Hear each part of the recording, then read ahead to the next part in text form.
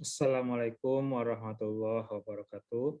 Alhamdulillahirabbil alamin. Allahumma sholli ala Muhammad wa ala ali Muhammad. Senang sekali kita dapat berjumpa kembali pada mata kuliah akuntansi pemerintahan.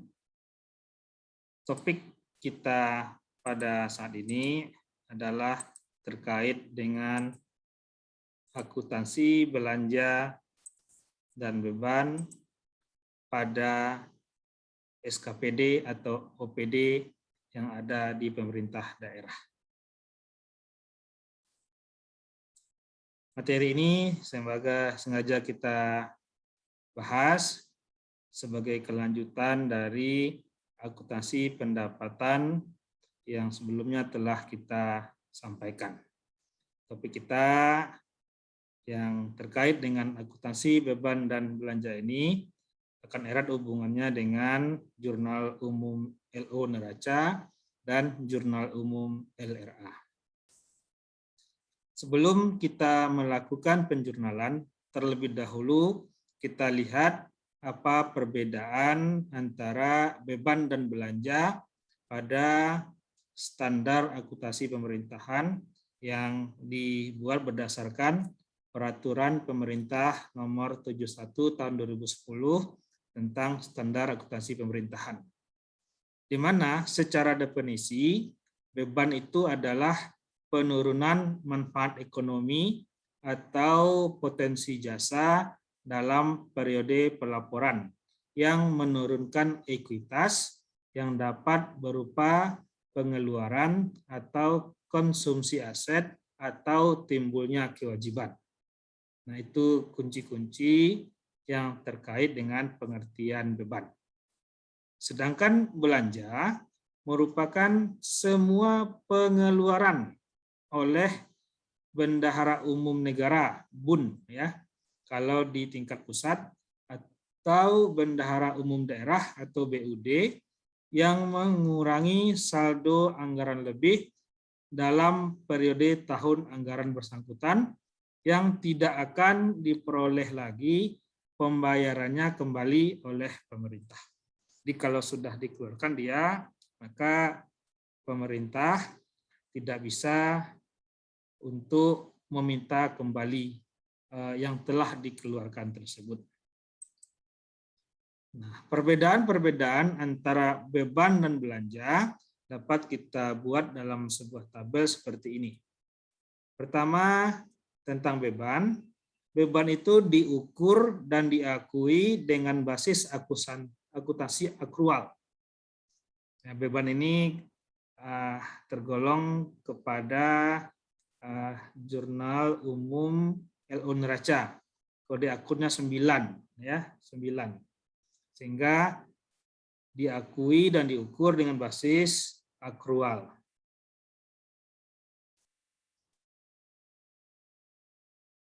Sementara untuk belanja itu diukur dengan basis akuntansi kas. Ya, diukur dengan basis akuntansi kas.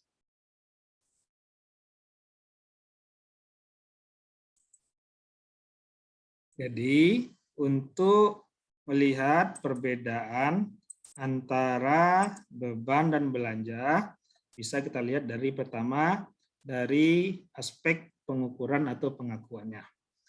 Jadi belanja itu diukur berbasiskan kas. Artinya baru diakui ada yang belanja kalau ada pengeluaran uang, ya, pengeluaran dana, ya, sehingga bisa diukur dengan kas. Sementara beban tidak melihat apakah ada kas keluar atau belum. Jadi kalau belum dibayar pun, kalau itu ada buktinya, itu boleh diakui sebagai beban. Nah, sifatnya akrual. Kemudian beban itu merupakan unsur pembentuk laporan operasional atau LO. Di laporan LO nanti isinya ada dua, ada pendapatan LO dan beban. Sementara belanja merupakan pembentuk laporan LRA, di mana laporan LRA itu untuk SKPD adalah pendapatan LRA dan belanja, ya, belanja. Kemudian perbedaan yang ketiga dari sisi nomor akun, untuk beban ini menggunakan kode akun 9. Sementara untuk belanja menggunakan kode akun 5. Ya. Jadi kalau kita lihat laporan IRA itu kan isinya adalah untuk SKPD akun kode 4 dan 5. Sementara untuk beban, kode akun yang digunakan adalah 8 dan 9. Jadi itulah perbedaan beban dan belanja.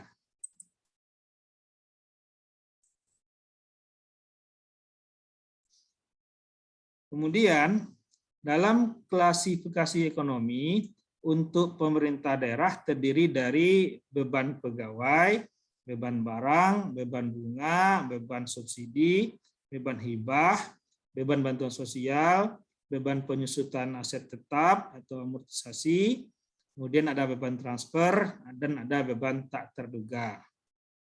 Sementara untuk belanja, dalam klasifikasi ekonominya, belanja tersebut meliputi belanja pegawai, belanja barang, belanja modal, bunga, subsidi, hibah, bantuan sosial, dan belanja tak terduga.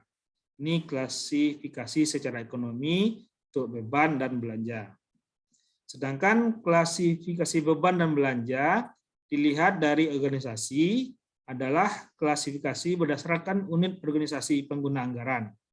Untuk Pemda, ada belanja sekretariat DPRD, ada belanja sekretariat daerah provinsi kota kabupaten, kemudian ada belanja dinas pemerintah tingkat provinsi kota kabupaten, dan lembaga teknis daerah tingkat provinsi kota kabupaten.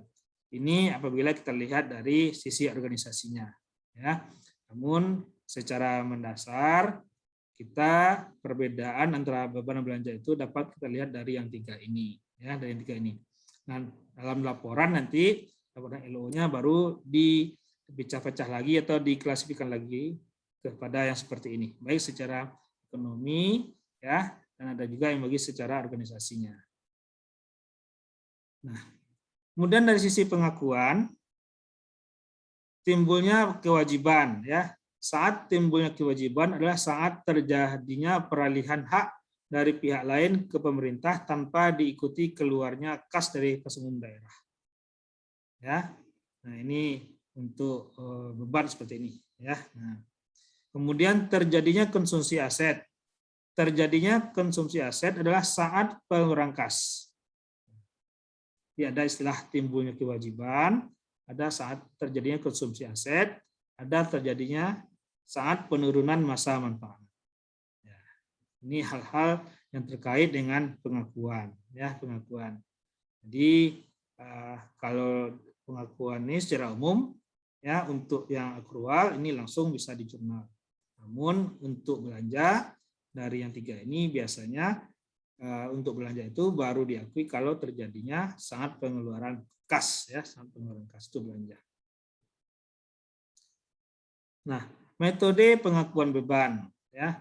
Untuk beban ini ada dua pendekatan. Dalam pelajaran akuntansi di perusahaan juga kita melihat bahwa untuk pengakuan ini ada dua metode pengakuan, yaitu pendekatan beban dan pendekatan aset. Nah, pendekatan beban di mana setiap pembelian barang dan jasa akan diakui dan dicatat sebagai beban jika pembelian barang dan jasa itu dimaksud untuk digunakan atau konsumsi segera mungkin. Ya.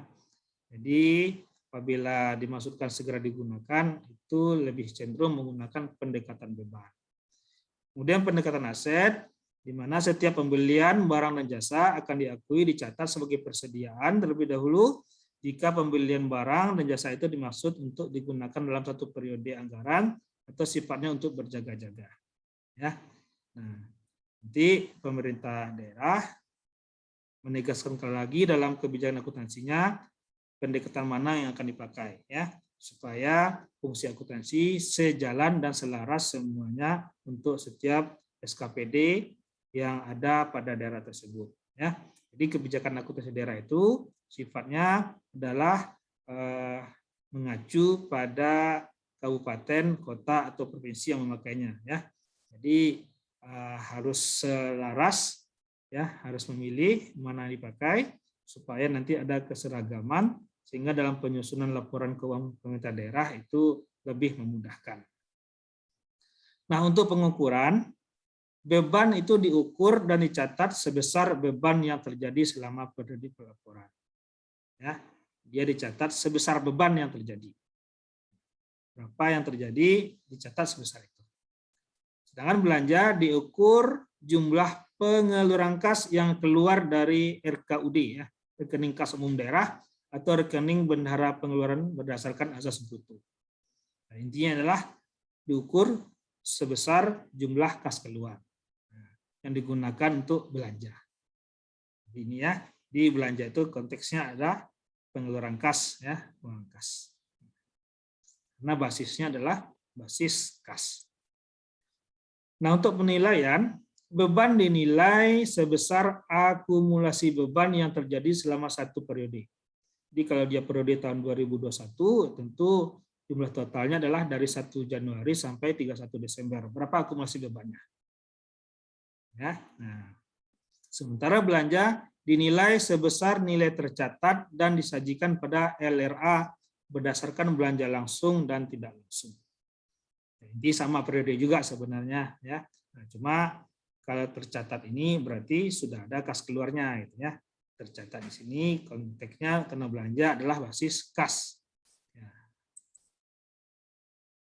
Sistem akuntansi pemerintah daerah beban dan belanja SKPD. Ya, sistem, maka ada pihak-pihak yang terkait di sini. Pihak terkait itu adalah PPK SKPD, ya, pejabat penata usahaan keuangan SKPD. Biasanya di sini adalah yang bertugas sebagai penata usahaan keuangan, ya. Kemudian ada bendahara pengeluaran, ini pihak terkait. Kemudian dokumen yang digunakan. Nah, beban dan belanja ini banyak, ya. Bisa dokumen digunakan daftar gaji, bisa surat perintah pencairan dana SP2D, bisa NPHD, naskah perjanjian hibah daerah, nanti terkait dengan belanja hibah atau beban hibah, kemudian surat perjanjian, surat keputusan kepala daerah, BAST, ya, BAS, kemudian ada dokumen yang dipersamakan dan ada bukti memorial, ya. Nah, BAST ini bukti acara serah terima barang, ya, serah terima. Ada BAST barang segala macamnya.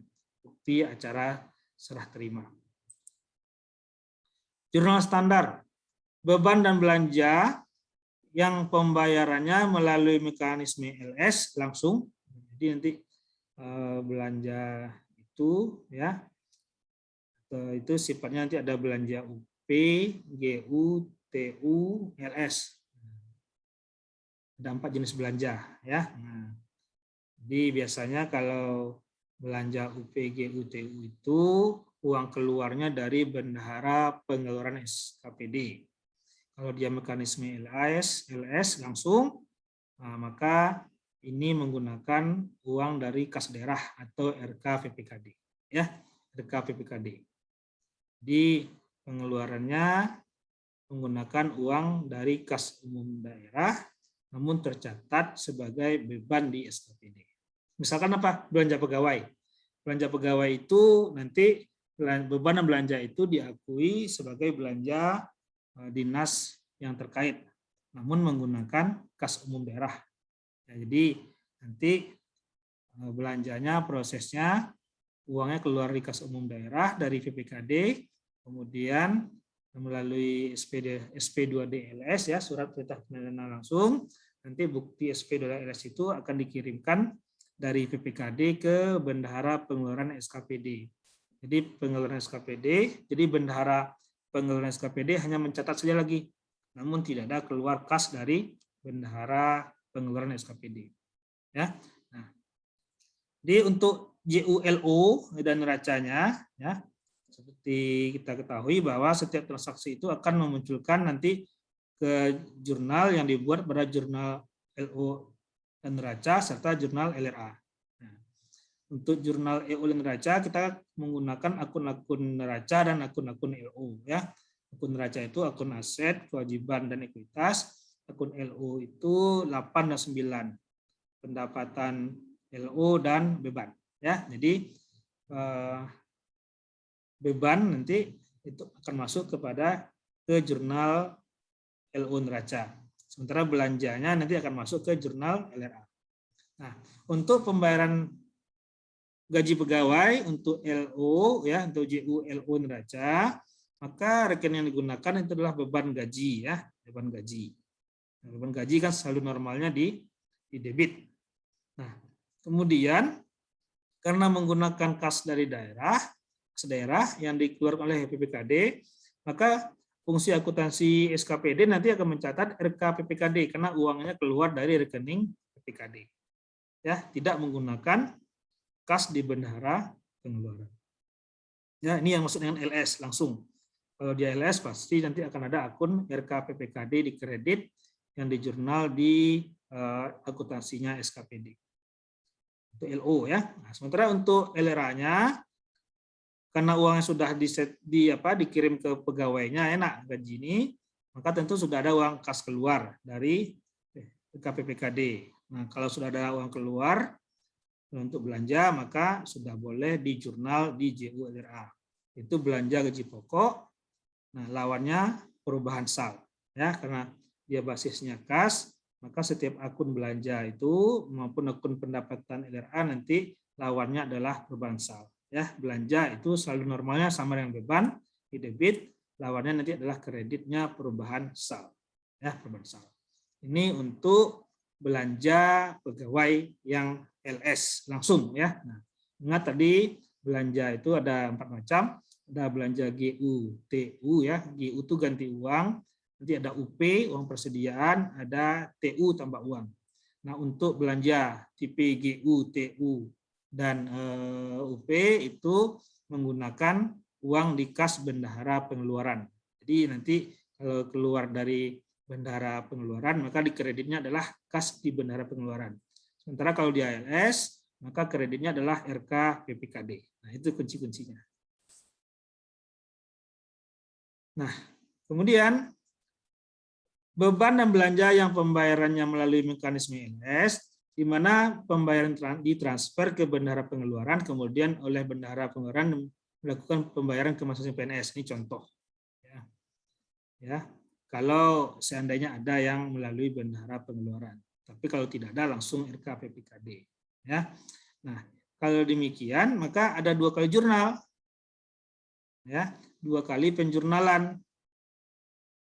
Pertama tentu karena ditransfer ke bendahara pengeluaran, kas di bendahara pengeluaran bertambah debit.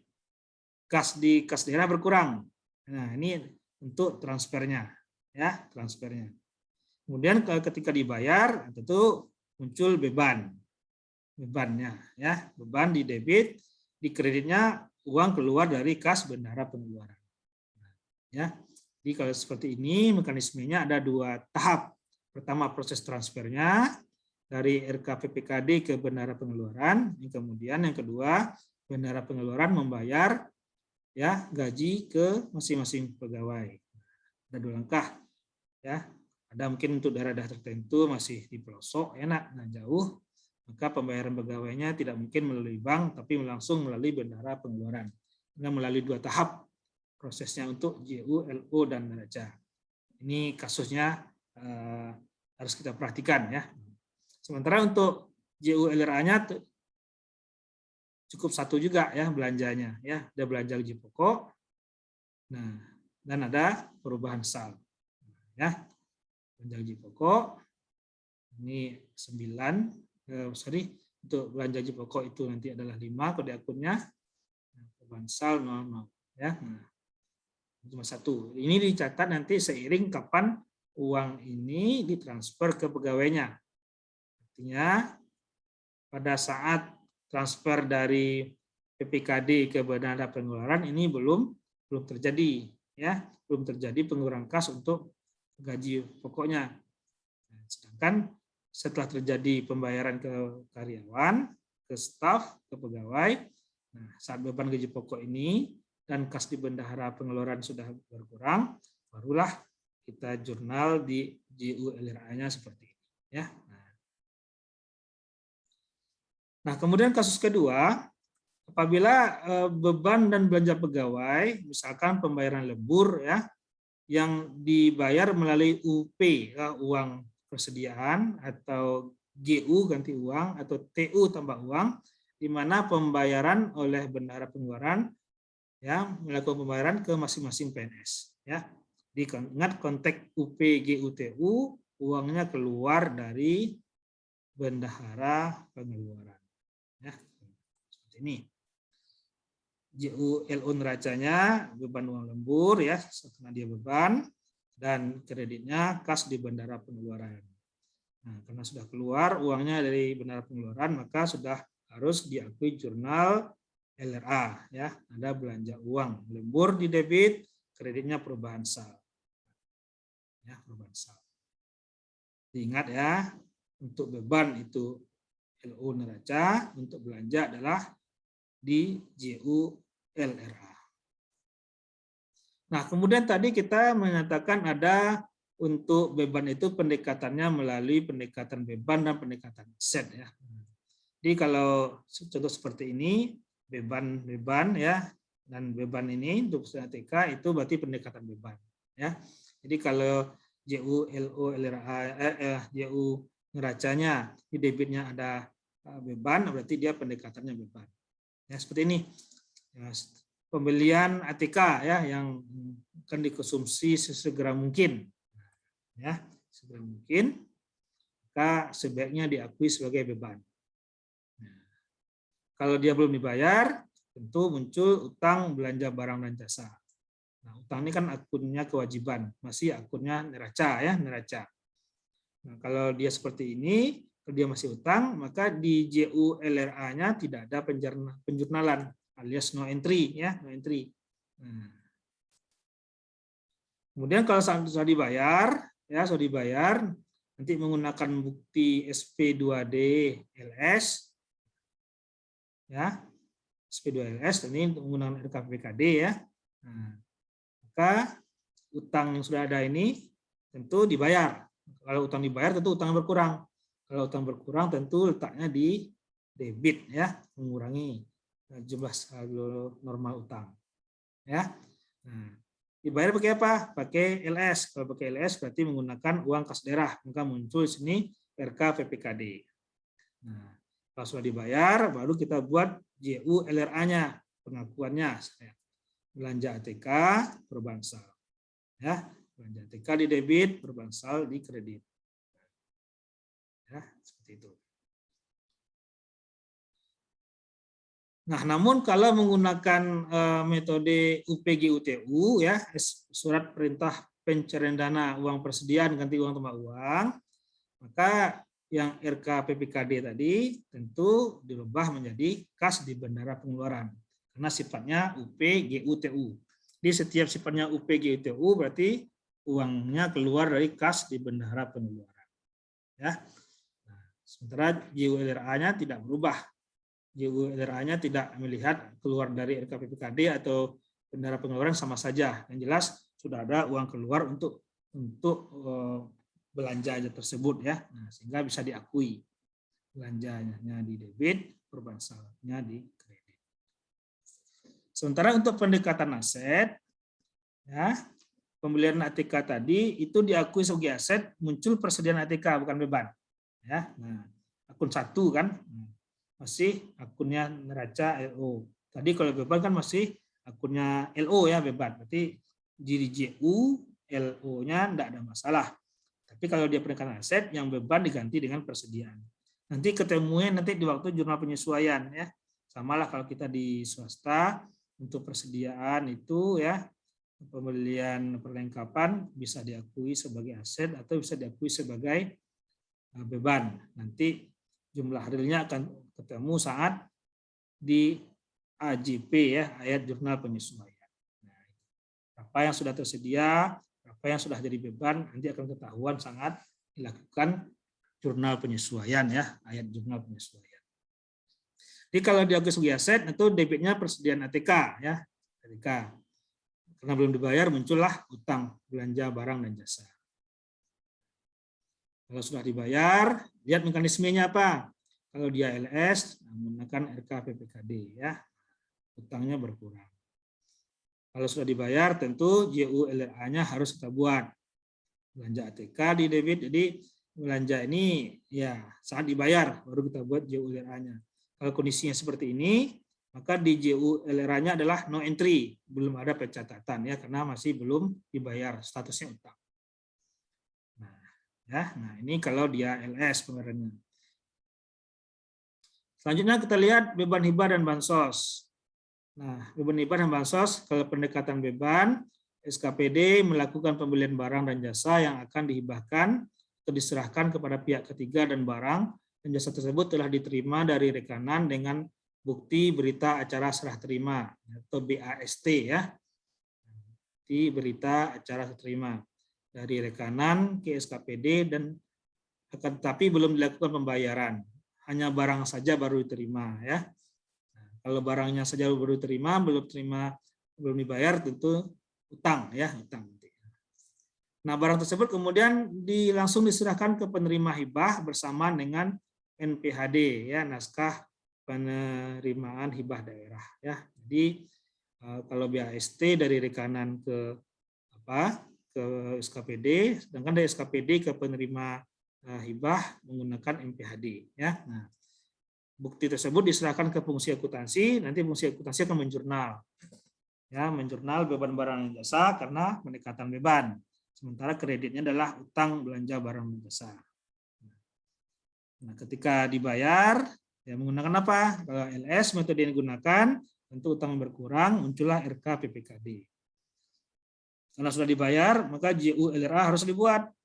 Ya, muncullah belanja barang dan jasa dihibahkan kepada masyarakat. Ini nama akunnya.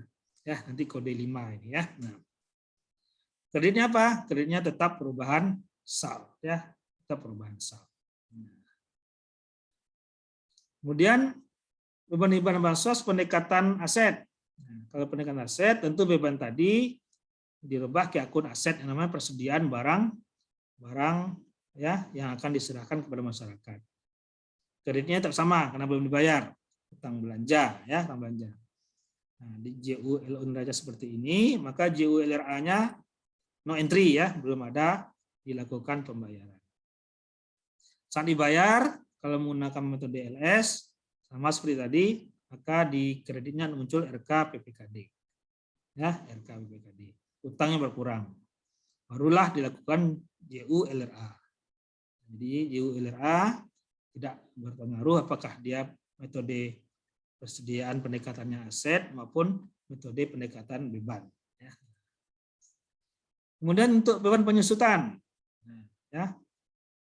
Beban penyusutan seperti di perusahaan swasta juga, debitnya adalah beban penyusutan dan kreditnya akumulasi penyusutan.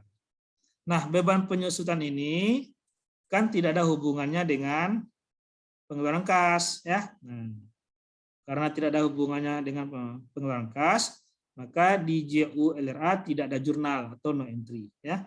Dari akunnya kan kelihatan debitnya beban penyusutan ya, apakah namanya beban penyusutan peralatan, beban penyusutan gedung, terserah namanya ya. Kreditnya akumulasi penyusutan gedung, peralatan dan sebagainya. Dan tidak ada yang terkait dengan pengeluaran kas. Jadi untuk penyesuaian beban penyusutan di akhir periode hanya ada untuk JU, LO dan neraca. Sedangkan JU, LRA-nya no entry ya. Demikian juga untuk beban penyisihan. Ya. Ada piutang yang tak tertagih ya, sehingga kita buatkan ayat jurnal penyesuaiannya dengan debitnya beban penyisihan piutang tak tertagih misalkan ya. Kemudian kreditnya adalah penyisihan piutang tak tertagih. Beban ini kodenya 9, penyisihan ini kodenya 1 ya. Nah, akun aset mengurangi jumlah piutang kita. Nah, karena tidak ada hubungannya, ini tidak ada uang kas keluar, maka untuk JU LRA-nya no entry ya, tidak ada pencatatan. Karena tidak ada uang keluar untuk belanja kan, di sini tidak ada belanja ini, tidak ada kan. Nah, tidak ada kas keluar di sini. Nah, sementara untuk PPKD kita lewatkan dulu ya.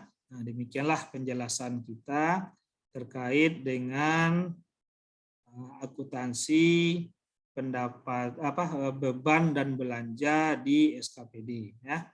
Jadi saudara sudah mengetahui apa itu perbedaan antara beban dan belanja, kemudian bagaimana jurnalnya untuk JU LO neraca dan JU LRA. Kemudian juga saudara sudah tahu ada jenis-jenis pembayarannya menggunakan sistem LS ya, yang menggunakan kas daerah RKPPKD, dan pembayaran yang menggunakan sistem UPGUTU yang pembayarannya bersumber dari bendahara pengeluaran. Demikianlah Pak sampaikan, semoga ada manfaatnya. Terima kasih atas perhatiannya. Pak akhiri, Assalamualaikum warahmatullahi wabarakatuh.